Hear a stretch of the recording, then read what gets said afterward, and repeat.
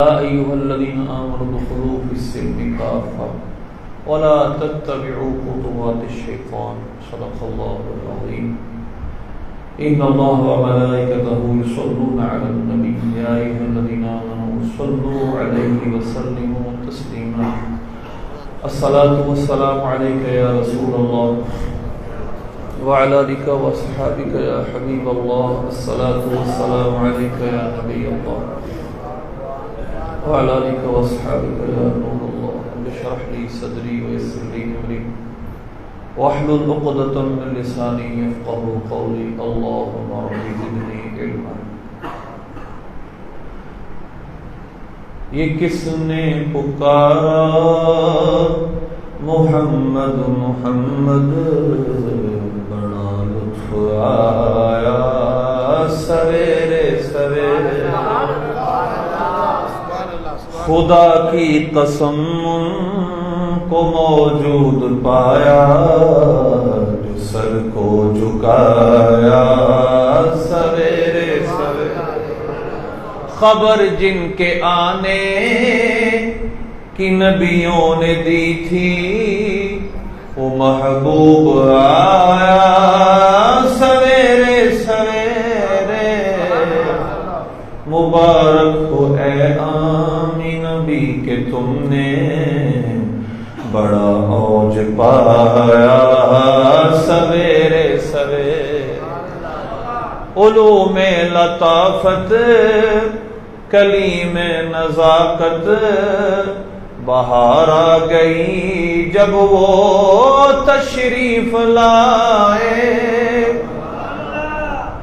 علوم لطافت کلیم نزاکت بہار آ گئی جب وہ تشریف لائے.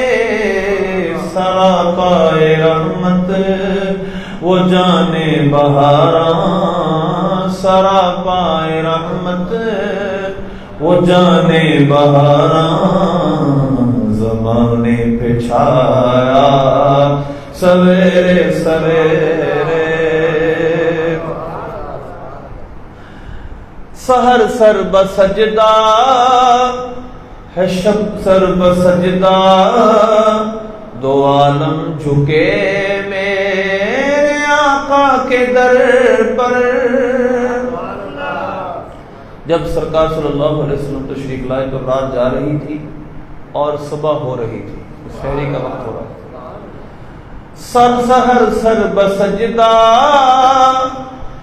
ہے شب سر بسجدہ، دو عالم جھکے میرے آقا کے در پر.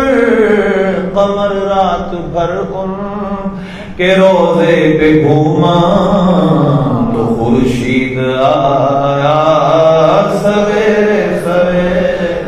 قمر رات بھر ان کے روزے پہ گھوما تو خورشید آیا سویرے سویرے. خیال محمد میں نیند آ گئی جب قرار آ گیا بے قراری کو میری.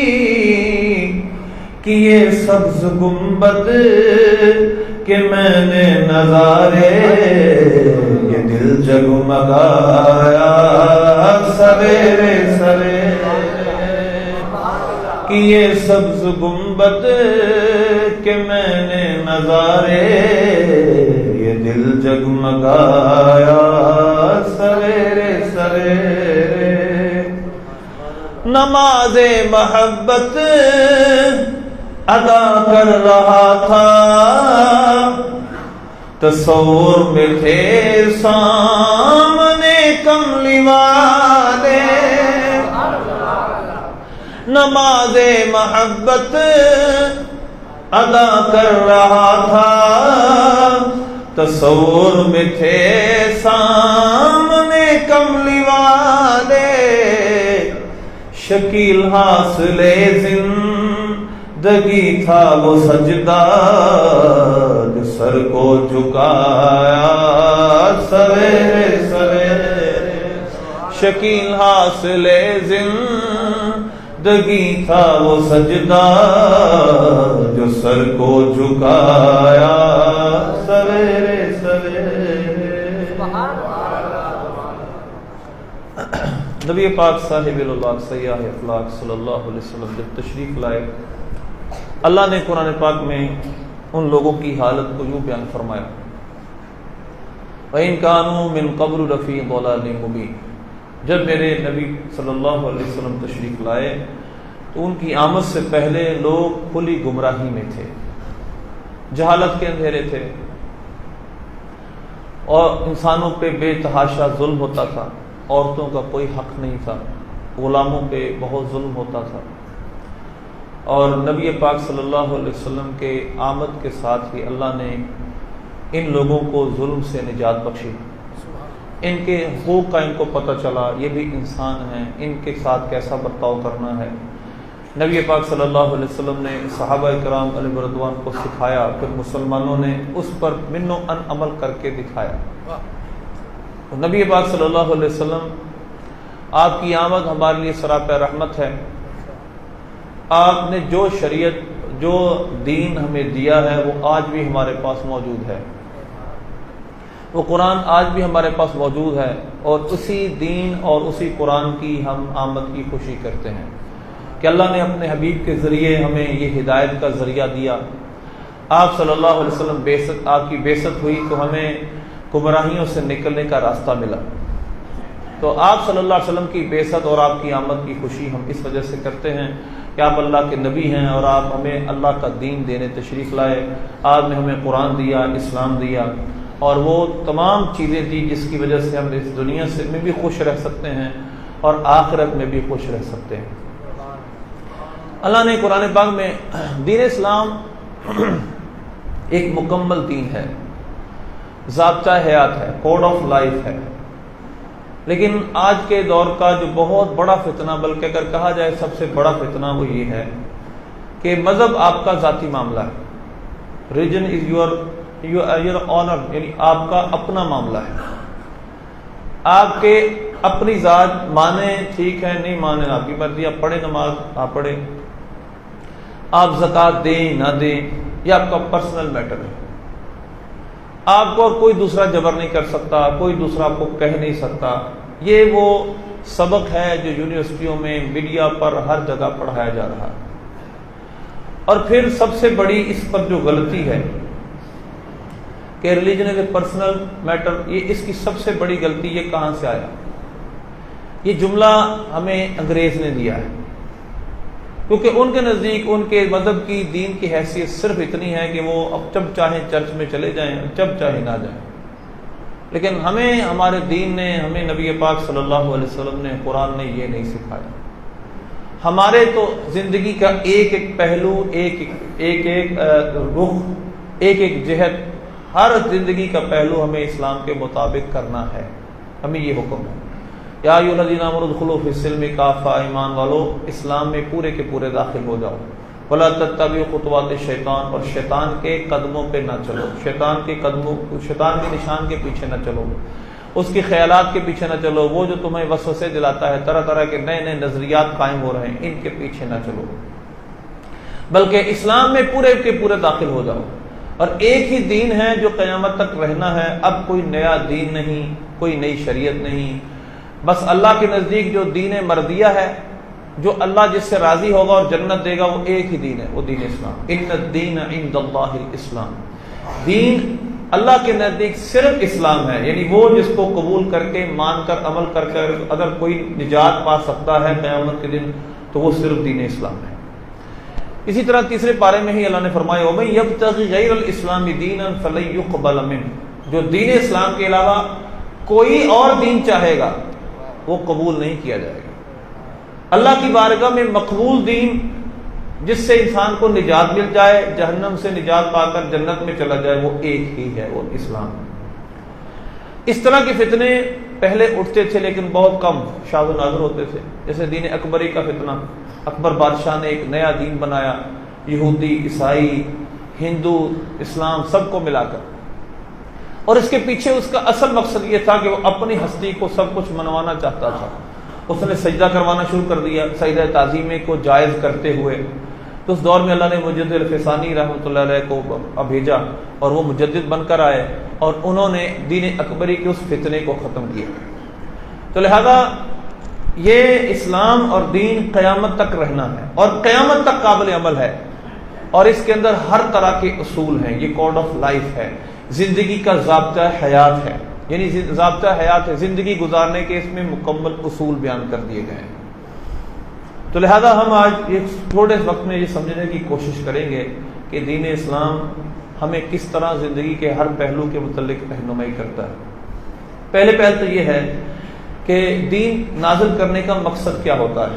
امام غزالی رحمۃ اللہ علیہ نے جو دین نازل کرنے کے مقصد 5 مقصد بیان کیے ہیں کہ اللہ دین کیوں بھیجتا ہے، انسان کو اللہ نے پیدا کیا اور دین کیوں دیا. فرماتے ہیں کہ دین کے 5 مقصد یہ ہیں: حفظ دین، حفظ نفس، حفظ عقل، حفظ نفس اور حفظ مال. 5 چیزوں کی حفاظت، پروٹیکشن کے لیے دین اتارے جاتے ہیں. نمبر 1 حفظ دین، یعنی اگر انسان کو اللہ نے دین بخشا ہے تو اس دین کی حفاظت کے اصول اسی دین میں بیان کیے جائیں گے. ہمیں بتایا جائے گا کہ تم اپنے دین کو کس طرح مرتے دم تک قائم رکھ سکتے ہو، دنیا پہ قائم کر سکتے ہو. اللہ کی طرف سے جو تمہارا دین ہے، دین حق ہے، دین اسلام ہے، اس کو تم قیامت تک کس طرح باقی رکھ سکتے ہو اور کس طرح تم دین اسلام کو باقی ادیان پر غالب کر سکتے ہو. اس مقصد کے لیے اللہ نے جہاد نازل کیا، جہاد کے احکام نازل کیے اور فرمایا ولولا دفع اللہ الناس بعضهم ببعض لهدمت الصوامع. پھر اللہ نے سارے عبادت خانوں کا ذکر فرمایا. اللہ نے فرمایا کہ اگر اللہ بعض لوگوں کے ذریعے بعض لوگوں کو دور نہ کرتا، یعنی جہاد کا حکم نازل نہ کرتا، تو پھر کیا ہوتا؟ یہ مسجدیں، یہ کنیسے، یہ عبادت گاہیں سب منہدم کر دی جاتی، یہ سب گرا دی جاتی. یعنی لوگ اپنے زور بازو سے عبادت گاہوں تک کو گرا دیتے اور دوسرے دین والوں کو بالکل ختم کر دیتے. تو اللہ نے جہاد نازل کیا تاکہ عبادت خانے بچ جائیں، تاکہ اللہ کی عبادت ہو.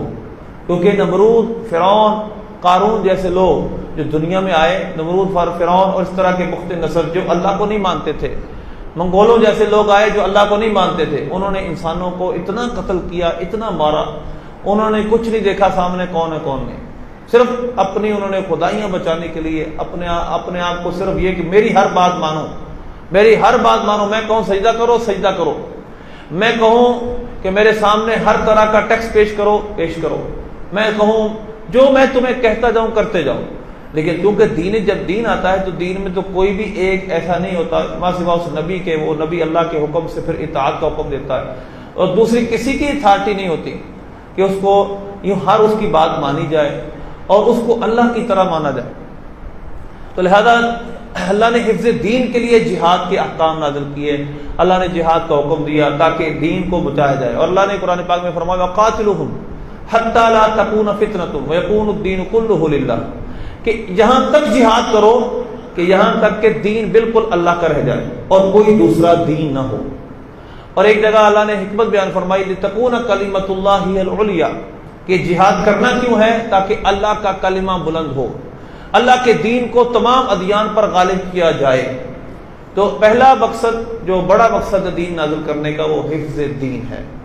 دوسرا بڑا مقصد حفظ نفس، جان کی حفاظت، کہ انسان اگر انسانوں کے پاس کوئی قاعدہ قانون کو ضابطہ نہ ہوگا تو لوگ ایک دوسرے کو جب چاہیں گے مار دیں گے، جب چاہیں گے قتل کر دیں گے. اسی طرح مضبوط کمزور کو جب چاہے گا دبائے گا، مارے گا، قتل کر دے گا، کوئی اس کو پوچھے گا نہیں. تو اللہ نے اس مقصد کے لیے قصاص کے احکام نازل کیے، اس میں کسی کی تفریق نہیں کی گئی. یا ایھا الذین آمنوا کتب علیکم القصاص فی القتلى الحر بالحر والعبد بالعبد والانثى بالانثى. فرمایا ایمان والو تم پر اللہ نے قصاص کو، یعنی قصاص کسے کہتے ہیں؟ ایک جان نے دوسری جان کو مارا، ناحق مارا، تو اس کے بدلے میں اس کو بھی قتل کیا جائے گا. اگر وہ قتل مقتول کے ورثہ معاف کر دے تو اس کو دیت دینی پڑے گی، یعنی بلڈ شیڈ جسے کہا جاتا ہے، خون بہا دینا پڑے گا. تو اللہ نے اس کے اصول قرآن پاک میں بیان کیے. اے ایمان والو تم پر قصاص فرض ہے، قصاص فرض ہے، نماز کی طرح فرض ہے. الحر بالحر والعبد بالعبد، آزاد آزاد کے بدلے میں، غلام غلام کے بدلے میں، عورت عورت کے بدلے میں. یعنی ایسا نہیں ہے کہ اگر کسی نے کسی دوسرے بستی کے کسی دوسرے قبیلے کے غلام کو مارا ہے تو اس کے آزاد کو مارا جائے گا، یا آزاد کو مارا ہے تو یہ اس کے غلام کو ماریں گے، آزاد کو قصاص کے طور پر پیش نہیں کریں گے، ایسا نہیں ہوگا۔ جو قاتل ہے سزا بھی اس کو ملے گی۔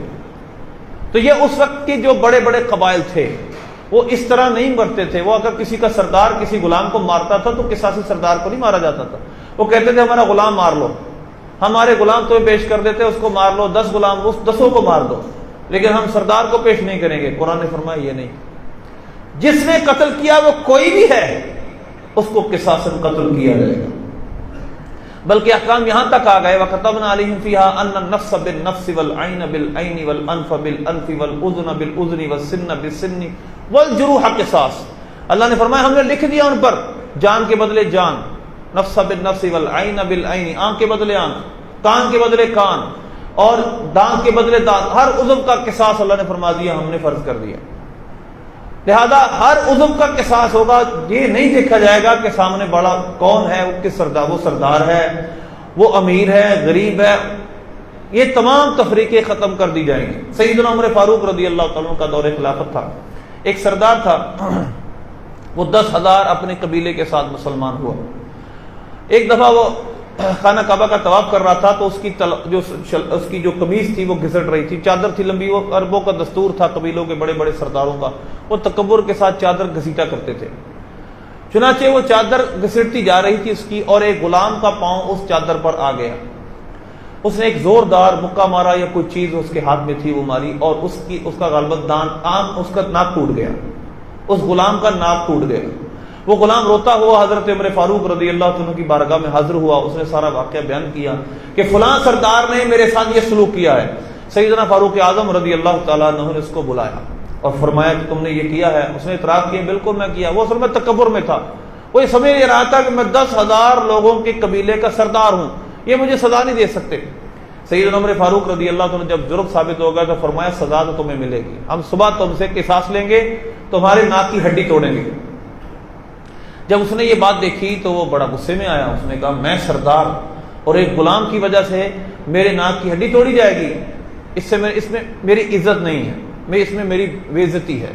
وہ اسلام کو اس نے چھوڑا، مرتد ہوا، اور اسلام کو چھوڑ کر اپنے 10,000 قبیلے کے ساتھ ایک عیسائی بادشاہ کے ساتھ جا کر مل گیا، معاذ اللہ مرتد ہو گیا۔ لیکن پھر بھی مسلمانوں نے اس کو چھوڑا نہیں۔ حضرت خالد بن ولید رضی اللہ عنہ نے عین جنگ کے موقع پر اس سردار کو اپنے ہاتھ سے قتل کیا۔ تو لہذا اسلام کا نظام جو انصاف ہے وہ یہ ہے، اور اس میں پھر کسی کی تفریق نہیں ہوتی۔ یا ایھا الذین آمنوا کونوا قوامین بالقسط، اے ایمان والو انصاف کے لیے کھڑے ہو جاؤ۔ دیکھیے میں کیا کہہ رہا ہوں کہ لوگ کہتے ہیں کہ دین تو آپ کا پرسنل میٹر ہے، تو یہ پرسنل میٹر نہیں ہے، سارے یہ کلیکٹو میٹر ہیں، یہ سارے معاشرے کے معاملات ہیں کہ اگر کوئی ظلم کرے گا اس کے ساتھ کیا سلوک کیا جائے گا۔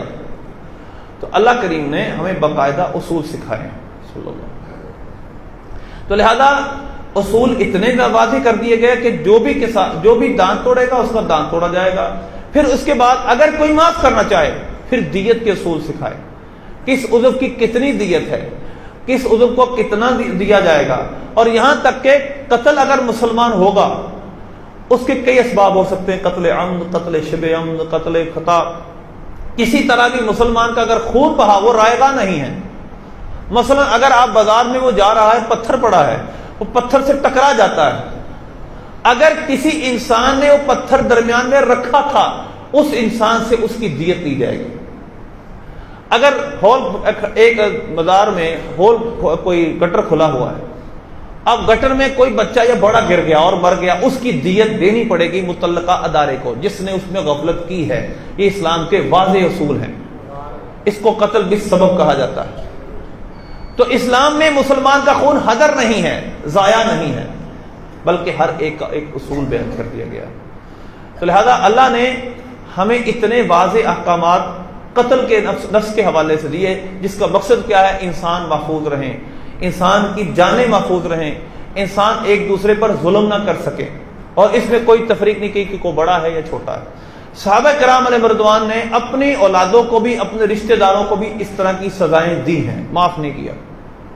لہذا ایک لمبا مضمون ہو جائے گا، ہم آگے چلتے ہیں، میرا یہ کوشش یہ ہے کہ ہم تھوڑا تھوڑا سنتے جائیں سر۔ حفظ عقل، اگلا جو دین نازل کرنے کا مقصد ہے عقل کی حفاظت۔ عقل کی حفاظت کس طرح ہوگی؟ اللہ نے جتنے بھی نشے والی چیزیں ہیں وہ سب حرام کر دی۔ یا ایھا الذین آمنوا انما الخمر والمیسر والانصاب والازلام رجس من عمل الشیطان۔ اللہ نے پہلے تو شراب کے متعلق حکم پہلا آیا، اس میں سمجھایا گیا، پھر نماز کے اوقات میں منع کر دیا گیا، تیسرا حکم سورہ مائدہ میں آیا، فرمایا یہ شراب، یہ جوئے، یہ پانسے سب شیطان کی پلیتیاں ہیں، ان کو چھوڑ دو۔ اور شیطان کا ارادہ یہ ہے انما یرید الشیطان ان یوقع بینکم العداوۃ والبغضاء فی الخمر والمیسر، کہ شیطان کا ارادہ یہ ہے کہ اس جوئے اور اس شراب کے ذریعے تمہارے اندر دشمنیاں پیدا کرے، عداوتیں پیدا کرے، تمہاری لڑائیاں ہوں گی، اس طرح شیطان خوش ہوگا۔ تو لہذا اللہ نے اس مقصد کے لیے انسان کی عقل محفوظ رہے، شراب کو، اس طرح کی نشاور چیزوں کو اللہ نے اور اس کے حبیب صلی اللہ علیہ وسلم نے حرام کر دیا۔ ہر طرح کا نشہ مسلمان پر حرام کر دیا گیا تاکہ عقلیں سلامت رہیں، عقلیں ٹھیک رہیں، انسان صحیح طور پہ سوچ سکے اور اپنی صحیح راہ کو اپنا سکے۔ جب عقل انسان کی ٹھیک کام کرے گی وہ انسان اچھا سوچے گا، وہ انسان اپنی راہ ہدایت کو سوچے گا، اپنا اچھا راستہ اختیار کر سکتا ہے۔ تو اللہ نے اس مقصد کے لیے انسان پر شراب کو حرام کر دیا۔ اسی طرح حفظ نفس، اگلا جو چوتھا مقصد ہے نسب کی حفاظت۔ نسب یعنی انسانوں کے نسب خراب نہ ہو، دین اس وجہ سے بھی نازل کیا گیا ہے۔ نسب خراب نہ ہونے کا مطلب یہ ہے کہ ہم سب کو پتا ہوتا ہے کہ ہم فلاں کے بیٹے، ہمارا فلاں باپ ہے، فلاں کا فلاں باپ ہے، لیکن اگر زنا عام ہو جائے گا، بدکاری عام ہو جائے گی، ہر طرف بدکاری پھیل جائے گی، تو پھر کسی کو کوئی پتہ نہیں ہوگا یہ کس کا بیٹا ہے۔ جب کسی کو یہ پتہ نہیں ہوگا کس کا بیٹا ہے تو پھر آپ آگے سمجھتے ہیں کہ نہ تو اس کی کوئی عزت کرے گا، اس کا مال بھی ہر شخص لوٹ سکتا ہے، اس کو مار بھی سکتا ہے، طرح طرح کی اگلی چیزیں پھر اگلے جو ثمرات ہیں اس کے وہ سامنے آئیں گے۔ تو لہذا اللہ نے اس مقصد کے لیے، نسب کی حفاظت کے لیے اللہ نے زنا کو، ہر طرح کی بدکاری کو حرام کر دیا۔ وَلَا تَقْرَبُوا الزِّنَا إِنَّهُ كَانَ فَاحِشًا وَسَاءَ سَبِيلًا، اور زنا کے قریب بھی مت پھٹکنا کہ یہ برا رستہ ہے، یہ بے حیائی کی چیز ہے۔ تو چوتھا مقصد کا نسب کی حفاظت۔ نسب کی حفاظت کے لیے اللہ نے بدکاری کے تمام ذریعے کو حرام کر دیا۔ اور پانچواں اور آخری حفظ المال، مال کی حفاظت۔ انسان ایک دوسرے کے مال کی حفاظت کریں، اللہ نے دین کو نازل کرنے کا ایک مقصد یہ بھی رکھا ہے۔ مال کی حفاظت کے لیے اللہ نے مال کے قوانین اور اصول بھی نازل فرمائے۔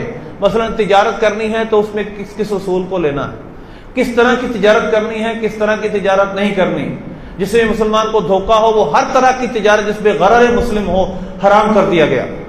اسی طرح اللہ نے فرمایا یا ایھا الذین آمنوا لا تأکلوا اموالکم بینکم بالباطل الا ان تکون تجارۃ عن تراض منکم، اے ایمان والو تم ایک دوسرے کا مال نہ حق نہ کھاؤ، ناجائز طریقے سے، غصب کر کے، رشوت کے ساتھ، سود کے ذریعے، ان تمام ذرائع کو اللہ نے حرام فرما دیا اور فرمایا مگر یہ کہ تم تجارت کرو جس میں تم باہم راضی ہو، یعنی تجارت کرو، بیع و شراء کرو۔ اسی طرح نبی پاک صلی اللہ علیہ وسلم نے اور آپ کے اصحاب نے پھر اجارہ، لیزنگ وغیرہ کو بھی اور کرائے وغیرہ کو بھی جائز کر دیا۔ تو یوں اسلام نے حلال مال کمانے کے اصول اور ضوابط بیان کر دیے اور اس کے علاوہ جو اور جتنے طریقے ان تمام کو اللہ نے حرام کر دیا، اس کے حبیب نے منع کر دیا۔ تو لہذا اس طرح انسانوں کے مالوں کی حفاظت ہو، اللہ نے سود کو، غصب کو، رشوت کو، ان تمام چیزوں کو جو ناجائز مال کمانے کے ذریعے ہیں اس کو حرام کر دیا۔ تو یہ 5 بنیادی مقصد ہیں دین، کسی بھی دین کو نازل کرنے کے۔ اس کے ساتھ ساتھ اور اخلاقیات میں، عبادات میں انشاءاللہ تھوڑی تھوڑی تفصیل میں ان کی بیان کروں گا۔ اسلام زندگی کے ہر پہلو کے بارے میں ہماری رہنمائی کرتا ہے۔ اب اسی طرح اس سے آگے اخلاقیات ہیں، اخلاقیات، مورلز۔ انسان ایک دوسرے کے ساتھ بارے میں سوچے کیسا، عزت کا لحاظ کرنا، غیبت نہ کرنا، چغلی نہ کرنا، اسی طرح یہ تمام چیزیں انسان کی عزت کی حفاظت کے لیے ہیں، اخلاقیات میں شامل ہیں۔ سورہ حجرات میں اللہ نے ایک پورا اصول و ضوابط، کچھ قواعد یہاں بیان کیے ہیں، اور بھی کئی آیتوں میں اللہ نے بیان فرمایا یا ایھا الذین آمنوا لا یسخر قوم من قوم عسى ان یکونوا خیرا منهم، اے ایمان والو تمہیں ایک قوم دوسرے قوم کا مذاق نہ اڑائے، قریب ہے کہ جس کا مذاق اڑایا جا رہا ہے وہ مذاق اڑانے والی قوم سے بہتر ہو جائے۔ اور نہ ہی عورتیں دوسری عورتوں کا مذاق اڑائیں. ولا تلمزوا انفسکم ولا تنابزوا بالالقاب. تو نہ تو کسی پر کسی کے الٹے نام لو، اس کو برے القابات سے بھی مت جانو، یعنی اس کو برے القابات نہ دو، ان کے الٹے نام نہ ہو، اس کے وہ نام نہ لو جس سے اس کی دل آزاری ہو. بئس الاسم الفسوق بعد الایمان. سبحان اللہ، اللہ اکبر. اللہ نے فرمایا ایمان لانے کے بعد فاسق کہلانا کتنا برا نام ہے. انسان ایمان بھی لے آیا پھر بھی فاسق کہلائے، یہ کتنا برا نام ہے. اگلی آیت میں اللہ نے فرمایا کہ ولا یغتب بعضکم بعضا، اے ایمان والو تم میں سے بعض کی غیبت نہ کرے. ایحب احدکم ان یاکل لحم اخیہ میتا فکرہتموہ، تم کو یہ پسند ہے، تم یہ پسند کرو گے کہ تم کسی مردہ بھائی کا گوشت کھاؤ؟ یقیناً نہیں کرو گے. تو غیبت کرنا اپنے مردہ بھائی کا گوشت کھانا ہے. اس سے اگلی آیت میں اللہ نے پھر ہمیں جو افضلیت کا معیار ہے وہ سمجھایا. انسانوں میں افضل کون ہے؟ یا ایھا الناس انا خلقناکم من ذکر و انثی وجعلناکم شعوبا وقبائل لتعارفوا. اے لوگوں، ہم نے تمہیں مذکر اور مؤنث سے پیدا کیا اور تمہیں قبیلوں میں اور مختلف گروہوں میں بانٹا. اور اس قبیلوں میں اور مختلف گروہوں میں بانٹنے کا مقصد کیا ہے؟ لتعارفوا، تاکہ تم ایک دوسرے کا تعارف رکھ سکو. ایک گلی میں 5 عبداللہ ہیں تو آپ ان عبداللہ کو جو 5 عبداللہ کو جاننے کے لیے ذات کا نام ساتھ لے لیں تو پہچان ہو جائے گی. بس یہی ایک مقصد ہے. پھر فرمایا ان اکرمکم عند اللہ اتقاکم. لیکن یہ کان کھول کر سن لو، اللہ کے ہاں تم میں عزت والا، زیادہ عزت والا وہی ہے جو تم میں زیادہ پرہیزگار ہے. یہ ذات پات کا نظام اللہ نے فضیلت کے لیے نہیں بنایا، یہ پہچان کے لیے بنایا ہے. حضور صلی اللہ علیہ وسلم نے جب خطبہ حجۃ الوداع فرمایا، کیا فرمایا؟ کلکم من آدم و آدم من تراب. تم سب آدم کی اولاد ہو اور آدم علیہ السلام مٹی سے پیدا کیے گئے تھے.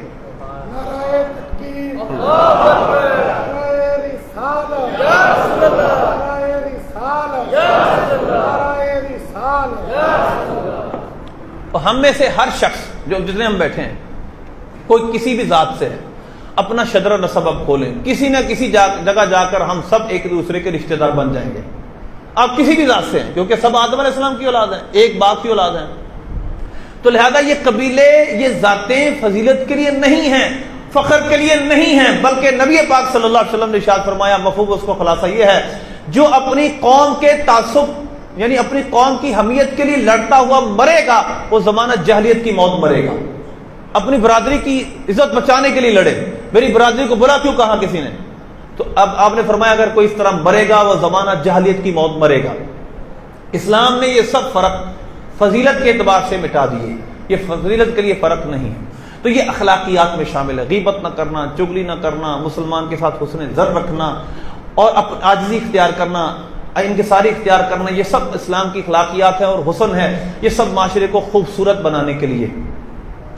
اس کے بعد عبادات، اسلام نے عبادات کا پورا مکمل تصور دیا. نماز، روزہ، حج، زکوٰۃ، یہ تمام عبادات ہیں، ان کی پھر اپنی تفصیل ہے. معاملات، بیع و شراء یعنی خرید و فروخت کرنا، اسی طرح کون سی چیز فروخت کر سکتے ہیں، کون سی نہیں فروخت سکتے، اس کا طریقہ کار کیا ہوگا، یہ سب اسلام نے واضح کیے. اور بہت اہم چیز جو اس زمانے میں انتہائی سمجھنا ہے ہمیں، عقوبات، سزائیں، پنشمنٹ. اسلام نے سزاؤں کا جو تصور دیا ہے اس کو بہت سمجھنے کی ضرورت ہے. اسلام کی جو سزائیں ہیں عین مبنی بر انصاف ہیں، اور اس سے معاشرے میں برائیاں بالکل ختم ہو سکتی ہیں اگر ان کو اپلائی کیا جائے. اور یقین مانیں اب دنیا میں کہیں بھی، شاید افغانستان کے کچھ علاقے میں ایسا ہو تو ہو، پوری دنیا میں اس وقت یہ 4 حدود معطل ہیں. 4 سزائیں حدود اللہ جن کو کہا جاتا ہے وہ معطل ہیں. حد شرب، حد زنا، حد سرقہ، حد قذف. یہ ہیں 4 سزائیں جو کوئی بھی معاف نہیں کر سکتا. جب یہ قاضی کے پاس چلی جائیں گی، پرسوٹ ہو جائیں گی، پھر اس کو معاف کرنے کا اختیار کسی کے پاس بھی نہیں ہے. ہمارا پاکستان کا قانون ہے پارڈن لا، جس کا مطلب یہ ہوتا ہے صدر پاکستان جس سزا کو چاہے جیسا بھی جرم کیا وہ معاف کر سکتا ہے. اسلام میں اس کا کوئی تصور نہیں. یہ تو ظلم بڑھانے والی بات ہے. تو لہذا 4 حدود ایسی ہیں، اللہ نے قرآن پاک میں فرما دیا من قبل ان تقدروا علیہم، اگر تم اس پر قدرت پانے سے پہلے یعنی قاضیوں کے پاس، جج کے پاس وہ مقدمہ پیش نہ ہو، آپس میں پہلے کو صلح کر لے تو ٹھیک ہے، لیکن جب یہ مقدمہ قاضی کے پاس چلا جائے گا وہ معاف نہیں کر سکتا، پھر اس کو معاف کرنے کا اختیار کسی کا بھی نہیں ہے۔ وہ 4 حدیں کیا ہیں؟ حد زنا یعنی زنا کی سزا، حد شرب شراب پینے کی سزا، حد سرقہ چوری کی سزا، اور حد قذف کسی نے کسی مسلمان پر جھوٹی تہمت زنا لگائی تو اس کو جو سزا دی جاتی ہے اس کو حد قذف کہا جاتا ہے۔ یہ 4 سزائیں ہیں اور اس کے مضبوط اور بڑے منظم احکامات بیان کیے گئے ہیں۔ مثلا یہ نہیں ہے کہ آپ کسی کو کہیں اس نے زنا کیا بس 100 کوڑے مار دو یا شادی شدہ کو سمسار کر دو، ایسا نہیں ہے۔ 4 گواہ اور گواہی بڑی سخت طریقے سے جانچی جائے گی، بڑے سخت قاضی سوال کرے گا تم نے کس طرح دیکھا، کس حالت میں دیکھا، کب زنا ہوا، یعنی ایک پورا اصول ہے۔ ایسا نہیں ہے کہ پورا وہ جس طرح تھانے میں جا کے تفتیش ہوتی ہے، پوری اس طرح تفتیش ہماری کتابوں میں لکھی ہے کہ قاضی کس طرح تفتیش کرے گا اس زنا کا کی گواہی دینے والوں پر، جہاں وہ زانی خود اعتراف کر لے 4 دفعہ، اور قاضی پھر اس سے ہی پوچھے گا شاید تم نشے میں ہو، شاید تم نے پوری بدکاری نہیں کی ہوگی، کچھ اور کیا ہوگا، یعنی پورا اس کو ایک طریقے سے جانچے گا۔ جب وہ بالکل اعتراف کر لے گا ہاں میں نے وہی کام کیا جس پر حد زنا جاری ہوتی ہے، پھر 100 کوڑے ہیں، اگر وہ شادی شدہ نہ ہوا، شادی شدہ ہوا تو پھر سنسار ہے۔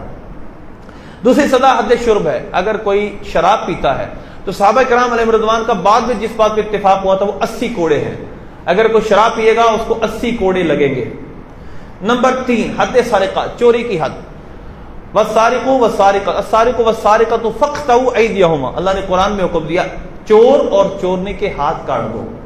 پھر اس کا نصاب ہے، یعنی چوری کتنی ہو، گواہی کیسی بنے، اور یا خود اعتراف کرے، اس کے بعد ہاتھ کاٹا جائے گا۔ پھر اس کے بعد حد قذف، اگر کوئی مسلمان کسی مسلمان پر یا کوئی بھی کسی محسن مسلمان پر، یعنی جو پاک دامن ہے یا پاک دامن عورت ہے، اس پر اگر تہمت زنا لگائے، اللہ نے قرآن پاک میں سورہ نور کے پہلے رکوع میں فرمایا فَجْلِدُوهُمْ 80 جلدۃ وَلَا تَقْبَلُوا لَهُمْ شَهَادَةً أَبَدًا، اس کو 80 کوڑے مارو اور اس کی گواہی پھر کبھی قبول نہ کرنا۔ جو مسلمان پر حد زنا کی تہمت لگائے، جھوٹا الزام لگائے، ثابت ہو جائے تو 80 کوڑے مارو، اس کے بعد کبھی اس کی گواہی قبول نہ کرو۔ یہ ہے اسلام کا ایک بیلنس قانون جس میں دونوں طرف کی چیزوں کو رکھا گیا ہے۔ ایسا نہیں ہے ایک رشتہ دار دیکھا گیا اور کسی لڑکی کے ساتھ زیادتی ہوئی تو لکھا ہوا تھا اب بھی 4 گواہ ڈھونڈے جائیں گے، اس کا مطلب یہ ہے کہ جس پر وہ چاہے الزام لگا دے ہم اس کو پکڑ سنسار کر دے، مار دیں، یہ انصاف ہوگا؟ پھر انصاف کے تقاضے بھی تو پوری کی جائے نا، جس نے جرم کیا ہے سزا بھی پھر اس کو ملے۔